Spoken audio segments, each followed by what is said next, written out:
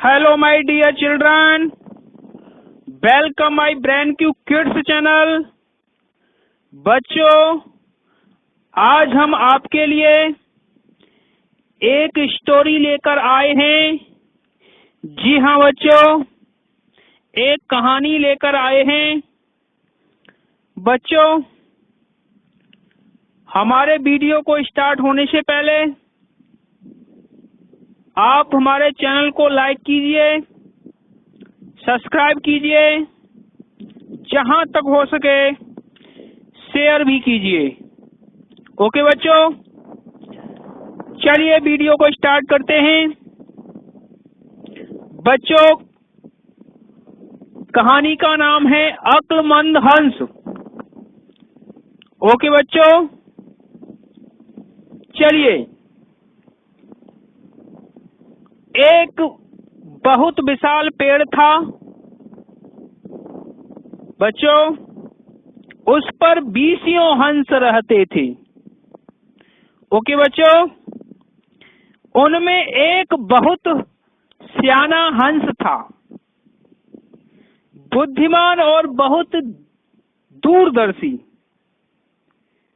Okay बच्चों, सब उसका आदर करते और ताऊ कहकर बुलाते थे।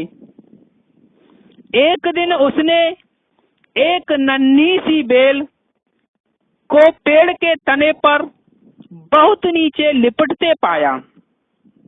ओके बच्चों, ताऊ ने दूसरे हंसों को बुलाकर कहा, देखो, इस बेल को नष्ट कर दो, नहीं तो एक दिन यह बेल हम सबको मौत के मुंह में ले जाएगी। ओके बच्चों, आगे क्या होता है देखेंगे। सियाने हंस ने समझाया, आज यह तुम्हें छोटी सी लग रही है, पर धीरे धीरे यह सारे पेड़ को लपेटा मारकर ऊपर तक आएगी और फिर बेल का तना मोटा होने लगेगा और पेड़ से चिपक जाएगी। ओके बच्चों, समझ में आ रहा है? आनंद आएगा, सुनते रहिए ध्यान से। तब नीचे से ऊपर तक पेड़ पर चढ़ने के लिए उस बेल की सीढ़ी बन जाएगी। ओके बच्चों, कोई भी शिकारी सीढ़ी के सहारे चढ़कर हम तक पहुंच जाएगा और हम मारे जाएंगे। किसने कहा? बूढ़े हंस ने। ओके बच्चों, चलिए आगे क्या होता है। दूसरे हंस को यकीन नहीं आया। उसने कहा कि एक छोटी सी बेल कैसे सीढ़ी बनेगी।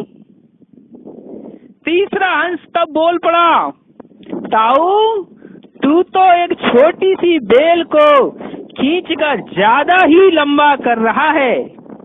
यानी दूसरे हंस उसकी बात का मजाक बनाने लगे। ओके बच्चों, एक हंस और बड़बड़ाया। वो बोला, यह ताऊ अपनी अक्ल का रौब डालने के लिए अंट संट कहानी बना रहा है। यानी इस प्रकार किसी भी हंस ने ताऊ की बात को गंभीरता से नहीं लिया। ओके बच्चों, इतनी दूर तक देख पाने की उनमें अक्ल कहाँ थी? किन में बच्चों? जो दूसरे हंस थे उनमें। चलिए देखो आगे क्या होता है बच्चों। समय बीतता गया, बेल लिपटते लिपटते ऊपर शाखाओं तक पहुंच गई। ओके बच्चों, बेल का तना मोटा होना शुरू हुआ और सचमुच ही पेड़ के तने पर सीढ़ी बन गई।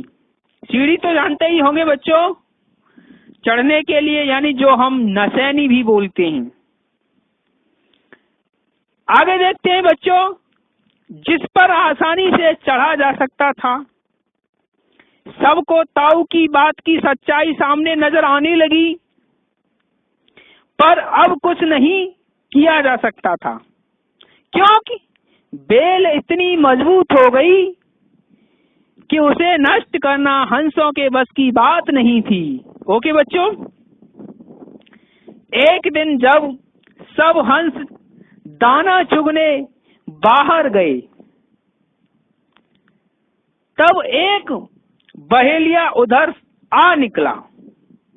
बहेलिया जानते होंगे बच्चों, शिकार करने वाला शिकारी। तो पेड़ पर बनी सीढ़ी को उसने देखा। ओके बच्चों, तो देखते ही उसने पेड़ पर चढ़कर जाल बिछाया और चला गया। ओके बच्चों, सांझ को सारे हंस लौट आए। पेड़ पर उतरते ही बहेलिया के जाल में बुरी तरह फंस गए।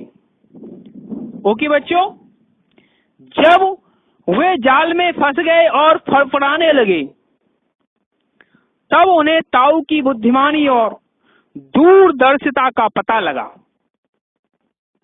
ओके बच्चों, सब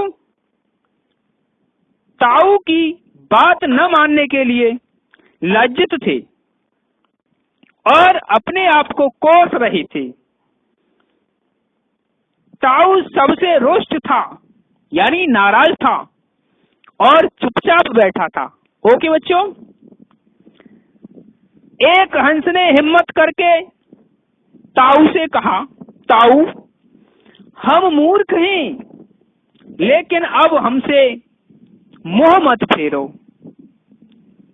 दूसरा हंस और बोला, इस संकट से निकालने की तरकीब तू ही हमें बता सकता है। आगे हम तेरी कोई बात नहीं टालेंगे। ओके बच्चों, किसने कहा? दूसरे हंसों ने। किससे कहा? ताऊ से, यानी बूढ़े हंस से। ओके बच्चों, तो सभी हंसों ने हामी भरी। तब ताऊ ने उन्हें बताया।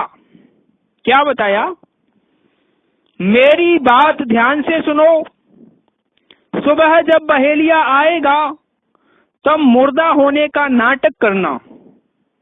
बहेलिया तुम्हें मुर्दा समझकर, यानी मरा हुआ समझकर, जाल से निकालकर जमीन पर रखता जाएगा।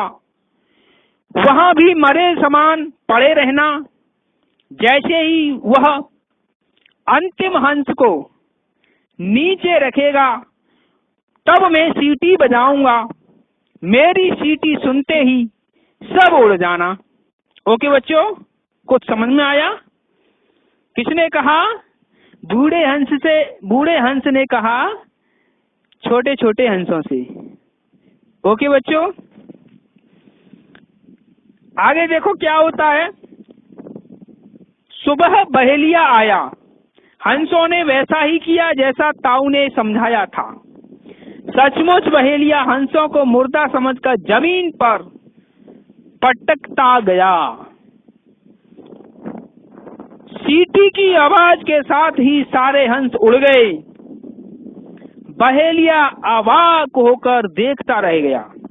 ओके बच्चों, तो बच्चों, इस कहानी से हमें सीख मिलती है कि हमें बुद्धिमानों की सलाह को गंभीरता से लेना चाहिए। ओके बच्चों,